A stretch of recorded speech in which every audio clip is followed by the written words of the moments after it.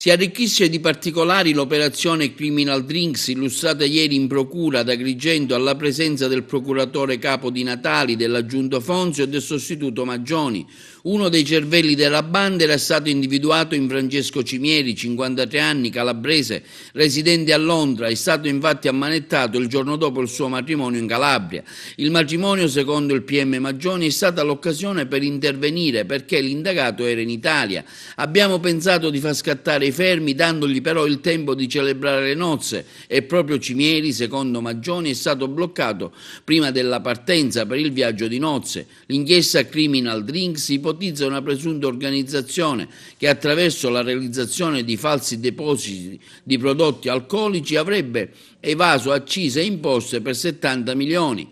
Gli indagati dell'inchiesta sono 45, mentre 16 sono le persone fermate e 2 i latitanti. L'operazione è partita da Favara, coinvolto un cittadino belga, Sebastian de Mesmen, e l'architetto di Favara, Antonio Crapanzano, che ha affittato il magazzino al belga per la sua attività di import, attività che invece non ha mai visto neanche un litro di birra giungere a Favara. La quantità di ordinativi era tanta e tale che tutta Favara sarebbe stata inondata di alcolici. Da qui nasce il sospetto dell'Agenzia delle Dogane di controllare i luoghi, ma nessuna attività veniva notata in zona. Tra coinvolti dell'operazione anche un tecnico di Campobello di Licata, Thomas Magri, nato a Bergamo ma residente appunto a Campobello di Licata.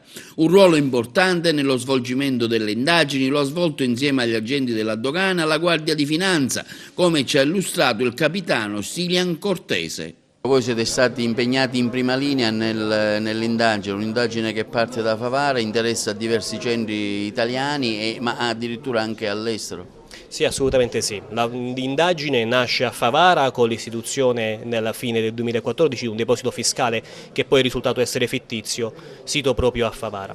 Le nostre indagini hanno permesso di ricostruire un'organizzazione criminale particolarmente estesa che riusciva a replicare questo schema criminale, cioè l'istituzione e la formazione di un deposito fiscale fittizio in cui falsamente si simulava arrivassero delle merci che invece venivano vendute completamente in nero, senza pagare né accise né imposte dirette né IVA, probabilmente nei paesi d'Europa dove è molto più alta l'aliquota accisa rispetto a quella italiana.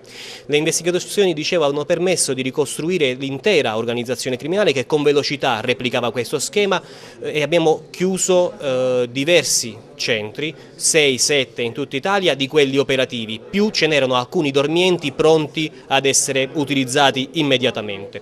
Le indagini hanno permesso la notte fra sabato e domenica di arrestare, grazie a un decreto di fermo spiccato dal magistrato inquirente, 16 persone su tutto il territorio nazionale. Il decreto era per 18 persone, le 2 che mancano sono residenti all'estero, una in Belgio e una in Olanda, e pertanto non è stato possibile in questo momento trarle in arresto. In tutto gli indagati però sono 48, pertanto l'organizzazione criminale è molto estesa. Le indagini hanno permesso quindi di ricostruire il grande volume d'affari. Considerate che l'operatore telematico, l'ultimo anello della catena, uno di questi arrestati, lo abbiamo trovato in possesso di circa 40.000 euro in contanti. I 2 domini dell'organizzazione invece hanno guadagnato negli ultimi 2 anni circa 2 milioni di euro a testa. L'operazione, dicevo, è scoccata alle prime ore di domenica perché era quello l'unico momento in cui eravamo certi di fermare contemporaneamente in Italia i 2 domini dell'organizzazione. Uno perché residente sempre in Inghilterra e momentaneamente in Italia per sposarsi. Da lì a breve, probabilmente già oggi, sarebbe partito per gli Stati Uniti e da lì non sarebbe più tornato. Questo ci dicono le intercettazioni telefoniche.